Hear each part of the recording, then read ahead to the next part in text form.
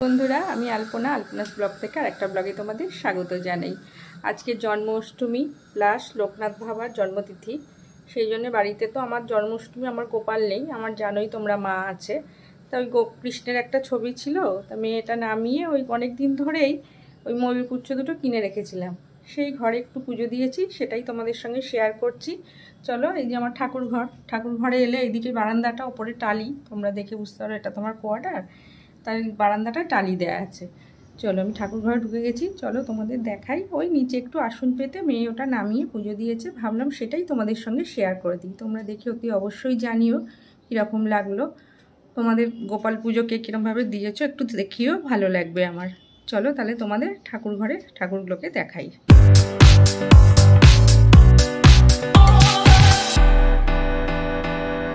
এই দেখো, ঠাকুর ঘরে এসে গেছি।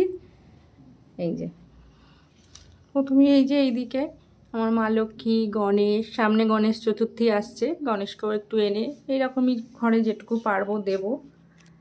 আর এই যে মা পিছনে, আর ওইদিকে আছে মহাবীর, এর আগেও দেখেছো ওখানে শিব, লোকনাথ বাবাটাকে ওখান থেকে বের করেছে, ওইখানে থাকে। আর ওইদিকে সরস্বতী, ওপরে আছে একটা মহাবীরের ছবি, একটা ক্যালেন্ডার, এদিকে একটি নারায়ণ, আর সিংহাসনের মাথায় একটি গণেশের ছবি। আর এই যে এইখানে এই ফটোটা আমার ঘরে লাগানো থাকে, সেইটাকেই পেরে এই যে পিছনে যে ময়ূরের পুচ্ছগুলো লাগানো আছে, এইগুলো লাগানো ছিল অনেক দিন ধরে, ওইটাকেই ভাবলাম চেঞ্জ করবো বলে এনে রেখেছি। এগুলো অনেক দিন লাগানো হয়নি, তা আজকে একটা ভালো দিন। আর এই যে লোকনাথ বাবাটাকে নামিয়েছে, নামিয়ে ফুল টুল সেরকম পাইনি, খুব বেলা হয়ে গেছিলো যেতে, যেটুকু পেয়েছি। আর গাছের একটা পদ্ম ফুটেছিল, ওইটা দিয়ে দিয়েছে, এটা গাছেরই পদ্ম। আর একটা ফুটেছিল, সেটা বৃহস্পতিবার মা লক্ষ্মীর ঘটে দিয়েছিল।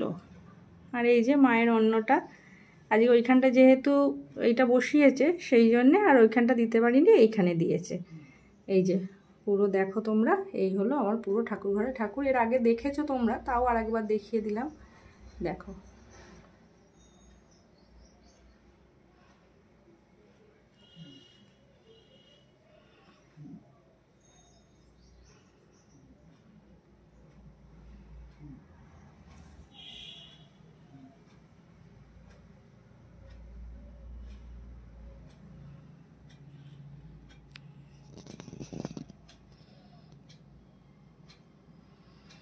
এই যে পুরো দেখিয়ে দিলাম তাহলে। আর এই ঘরটাতেই আমার শ্বশুরমশাই থাকে, এই দেখো ঘুমাচ্ছেন উনি, খাওয়া দাওয়া করে শুয়ে পড়েছে করে।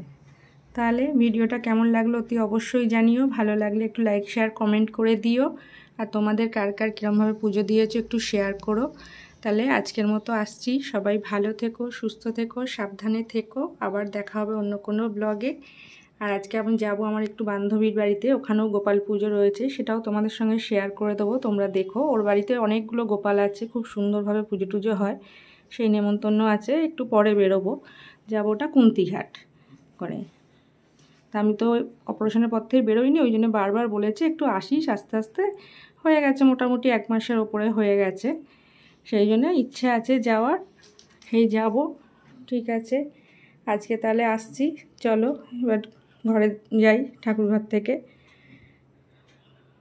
তারপরে এই যে এই আলপনাটা দেয়া আছে, আমার পুজো আসছে সামনে, মায়ের কৌশিকী অমাবস্যায়, তোমাদেরকে দেখাবো, সেসবগুলো শেয়ার করব।